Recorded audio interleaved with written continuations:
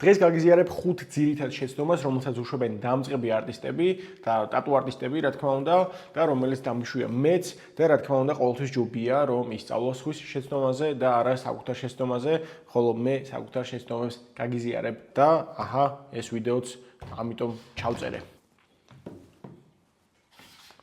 შეცდომა ნომერი პირველი და ყველაზე საპასუხისმგებლო ნაწილი არის სეანსისთვის სწორად მომზადება. და სწორად მომზადებაში არ იგულისხმება მხოლოდ ის, რომ მენტალურად ვიფიქროთ ჩვენს დასახად ესკიზზე, გავიაროთ გონებაში, რამდენად კარგად უნდა დავხატოთ ეს ყველაფერი, როგორი ნემსი უნდა გამოვიყენოთ ამისთვის, ან როგორი კარტრიჯი და ასე შემდეგ, არამედ მომზადებაში ვგულისხმობ სანიტარიას, სანიტარიზაციას და ჩვენი ხელსაწყოების და აპარატების გასტერილებას და სწორად გასუფთავებას, ისე რომ არ მოხდეს კონტამინაცია და არ მოხდეს ბევრი ცუდი რაღაც, რაც შეიძლება რომ პოტენციურად მოხდეს სამუშაო ადგილზე. ეს ყველაფერი დიდწილად არის დამოკიდებული ადამიანის კეთილსინდისიერებაზე, ჩვენს კეთილსინდისიერებაზე და ხშირ შემთხვევაში ამას კლიენტი და მომხმარებელი ვერ ამოწმებს, რა თქმა უნდა, ის ხედავს, რომ რაღაცები შეფუთულია და გრინი აქვს გადაკრული, თუმცა ჩვენ ვიცით, რომ ეს რეალურად არაფერს არ ნიშნავს და მთავარი რაღაცები, ქიმიური დამუშავება აკეთებს მთელ საქმეს და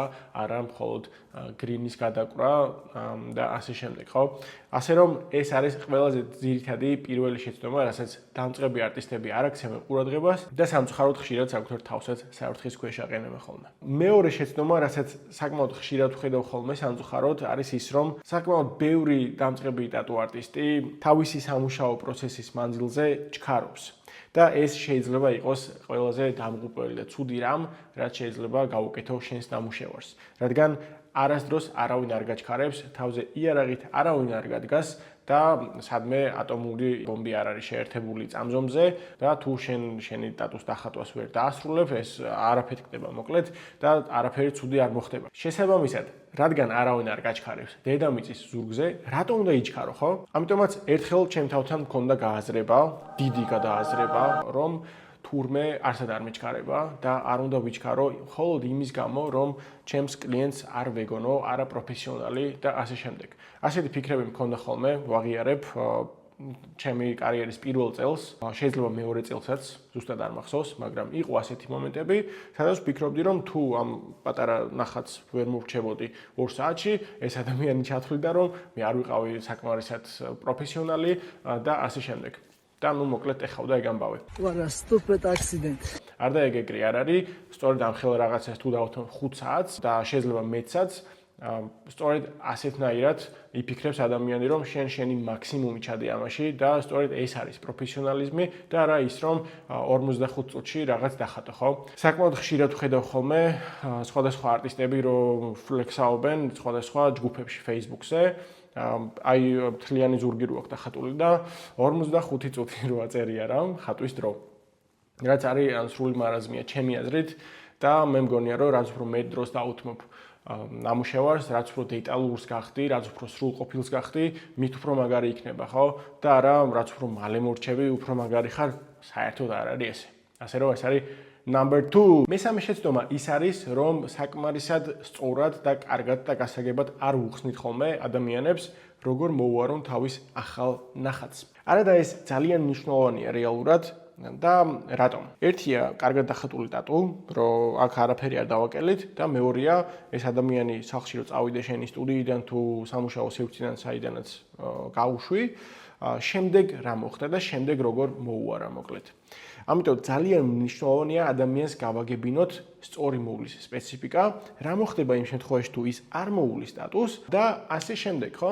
მაგრამ ძალიან ხშირად ხდება ასეთი რაღაც, რომ თუ შენ ხატო მაგალითად ბევრ ტატუს და ამ რაღაცას წესებს, ასე ვთქვათ, უმეორებ ძალიან ბევრ ადამიანს დროის სხვადასხვა ახლო მონაკვეთებში, შემდეგ იმდენად გიჯდება ხოლმე გონებაში, რომ შეიძლება ჩათვალო, რომ ეს შენ რომ ასე კარგად იცი, შეიძლება ყველამ კარგად იცის და ეს ასე ვთქვათ საერთო ცნობიერებაში უნდა იჯდეს და ყველამ უნდა იცოდეს. არა და ადამიანებს ხშირ შემთხვევაში წარმოდგენა არ აქვთ ხოლმე როგორ უნდა მოუარონ თავის ტატუებს და ბევრს დღემდე გონია რომ ტატუს დაბანა არ შეიძლება. მეოთხე შეცდომა, რომელიც გულს მტკენს ხოლმე, არის ესეთი რაღაც, რომ არტისტები ხშირად არ უსმენენ თავის კლიენტებს.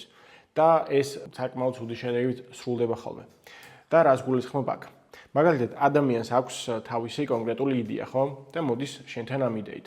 შენ გეუბნება ამ იდეას და შენ ძალიან მარტივად ჩათვლი, რომ ეს იდეა და ყველაფერიც კარგად გაიგე და ასე ვთქვათ, შენს ტვინში და გონებაში შევიდა ეს ყველაფერი, თუმცა იმ ადამიანის ტვინში და გონებაში როგორც იყო, შეიძლება ისე არ შევიდა.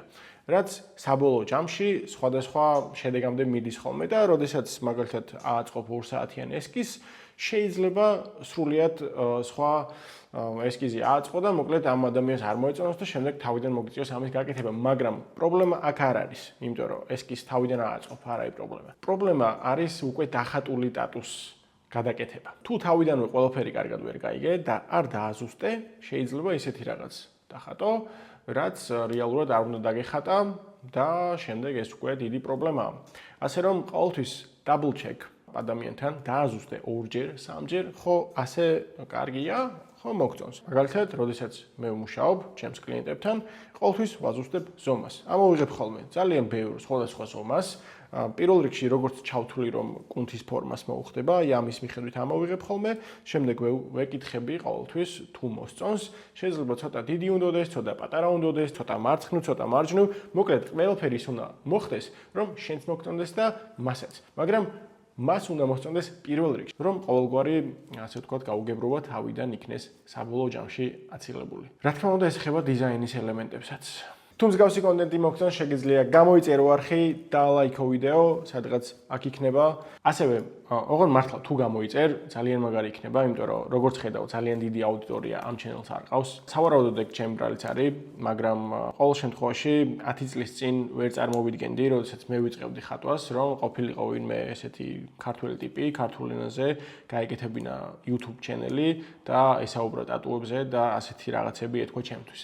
და დღესდღეობით რადგან არის ეს საშუალება, ვფიქრობ, რომ თუ ბოლომდე უყურებ მით უმეტეს ამ ვიდეოს, გამოწერის ღირსიც არის ეს ჩენელი, რომ სხვა ადამიანებმაც ნახონ და შეძლონ ამ ინფორმაციის გაგება, ასე მუშაობს ალგორითმი, ასე რომ, და საბოლოო შეცდომა, რომელსაც ვხედავ ხოლმე, არის ის, რომ დაიგნორო შენი კლიენტების ფიდბექი. თუ ყავს ასეთი ადამიანები, რომლებიც გულწრფელად გეუბნებიან, რას ფიქრობენ შენს ნამუშევარზე, მაშინ ეს ძალიან კარგია. არ არის ყოველთვის სასიხარულო და კარგი ამბავი, თუ ყველას მოსწონს შენი ნამუშევარი აბსოლუტურად ბოლომდე და ვერანაირ, ასე ვთქვათ, ნაკლს ვერ პოულობენ იქ. პირველ რიგში ამ ნაკლს ვხედავთ ხოლმე ჩვენ, ხო?